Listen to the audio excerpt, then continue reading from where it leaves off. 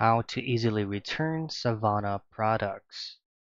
The first things first is make sure that before you process any returns or refunds on certain items or products in Savana, make sure that you fully understand their refund policy.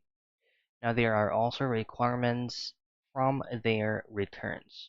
So, eligibility for returns is you can only return any products if it is defective.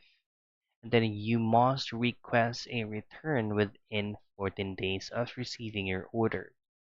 Now, the item must be in its original packaging and include all components. Proof of purchase is also required. Proof of purchase needs to have the order number, the receipt, or confirmation email that you need to submit.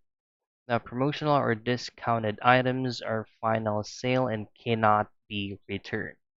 So what you want to do is just simply accept that certain product first before you process any returns.